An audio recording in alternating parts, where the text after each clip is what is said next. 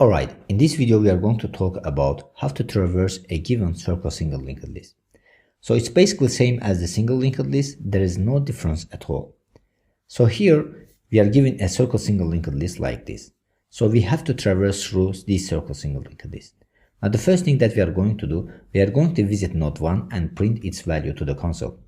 Now in our case, node 1's value is 1. Then we are going to continue to the next node, which is node 2, and print its value to the console. Now in this case, node 2's value is 2, so we are printing out to the console 2. Then we are continuing to the next node, in which we have node 3, and then we are printing out value of node 3 to the console, so value of node 3 is 3. Then we are continuing to the last node, which is node 4, and printing out its value to the console. In this case, its value is 4, so it's printing out to the console 4. Now when we reach the last node, we are stopping over here. Now you might be interested, when we reach the last node, it might come to the first node and it might loop infinitely in this case, because from the last node we have a reference to first node. So as you remember, when we are creating circle single linked list, we have created size property. So in size property, we are keeping the number of elements inside circle single linked list. So we are going to use size property to prevent infinite loop in this case, because otherwise we can loop through this circle single linked list infinitely. Now to prevent that case, we are going to use size property of circle single linked list that we created in Java. Now let's see how the algorithm of traversal method looks like. And the first thing that we are going to do, we are checking that if circle single linked list exists or not. So we are doing so if head parameter points to null or not. If head parameter points to null, it means that we have not created our circle single linked list. So in this case, we are printing out message to the console saying that the circle single linked list does not exist and terminating our algorithm. Otherwise, we are continuing to print out current node's value. Then while we have not reached the size of the circle single linked list, we are printing each element's value to the console. Now at the end, when we reach the size of the circle single linked list, we are terminating our algorithm and finishing the process over here. Now based on this algorithm, we are going to create traversal method in Java. So let's head over to Java to create our method. Now here we are going to create our traversal method inside circle single linked list. Now as you remember, we have created create circle single linked list method over here and insert circle single linked list methods over here. Now after insertion method, I'm going to create traversal method over here. Now the traversal method will be declared like this, public void, and it's not going to return anything because we are just traversing through the elements and printing out to the console its value. So traverse CSLL, circular single linked list. So it will not take any parameter because we will loop through the all elements of the circle single linked list. Now the first thing that we are going to do, if head is not equal to null, in this case we can continue traversing, otherwise we are going to print out to the console saying that linked list does not exist.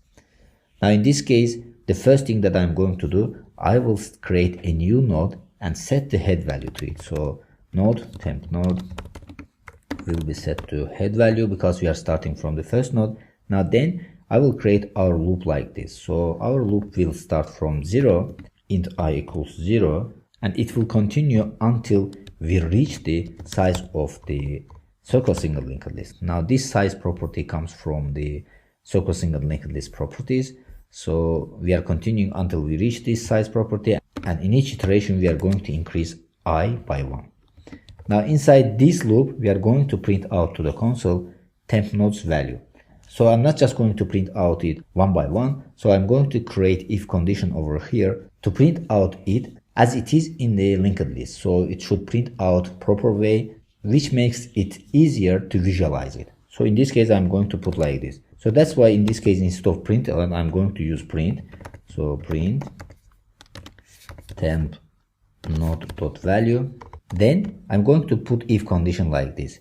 If I is not equal to the size minus 1, then in this case we can print out arrow over here, otherwise we will not print out. So when it reaches the size minus 1, it means that we have reached to the last element. So after last element we don't need to print out arrow over here. So that's why I will put if condition like this. If I is not equal to size minus 1, because at the size minus 1 we have last elements, so after last elements we don't need to print out arrow because we don't have any element there. But till that, we are going to put arrow between the nodes. So it's going to be like this. So by doing so, we are making our traversal more readable. Then after this if condition, we are going to set temp node to temp node.next, because in each iteration we need to continue to the next node.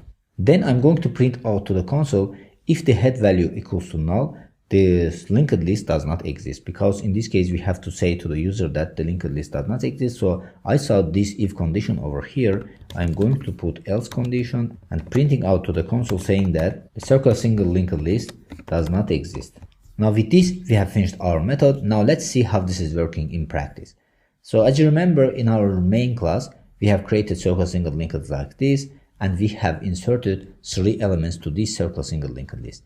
Now by using traversal method, we are going to see that how these nodes inserted over here and if they are inserted in correct order, and we are going to see that if we are traversing all these nodes over here. Now if we run our code, now you see that our cursor appears over here. Now to prevent this case, I'm going to put a new line character after this loop over here to make our code more visible. So I'm going to put new character over here, println, because in this way we will make our code more readable. So if I run our code one more time, you'll see that cursor will appear after the linked list. So you see that it's more readable now. Now here you see that first we start from 4, then we have visited 6, then we have visited 5, and then we have visited 7. So 7 is the last node, 4 is the first node over here. So when we are creating a circle single linked list, we have created it like this. So we had only one element, which is the first element 5. Then by using zeroth index over here, we have inserted 4 at the beginning of this circle single linked list. So that's why 4 is first element over here. Then by using first index, we have inserted 6 at the second location of the circle single linked list. Then by using 8 index over here, which is greater than the size of the circle single linked list, we have inserted 7 at the end of circle single linked list. So then traversal method visited this node by starting from the first node until we reach the last node. So in this case, the first node is 4 and the last node is 7. So as you see, our traversal and insertion methods works the way that we want. Now let's see what's the time and space complexity for this method over here. Now, as always, we are going to start from the first line of code. So in the first line, we have if condition in which we are checking if head is not equal to null or not. So in this case, it will take O1 time complexity. Then in the next line of code, we have created new node and assigned head value to it. And this is also will take O1 time complexity. Now then we have a loop over here. We are looping through all elements of the circle single linked list. Now in this case, if the number of elements is n, so the time complexity for this loop will be On. Now then we are printing out the value of temporary node to the console. This will take O1 time complexity. Then we have if condition like this, in which we are checking that if I is not equal to size -1, then we are printing out to the console this arrow over here between the nodes. So this means that this if condition also will take O1 time complexity.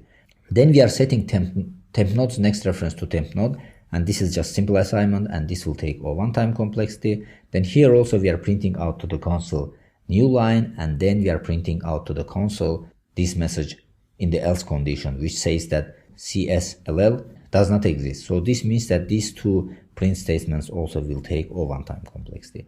Now if we combine all these complexities over here, it takes On time complexity, because here O1s are non-dominant terms, so we are going to eliminate them, so it will take On time complexity.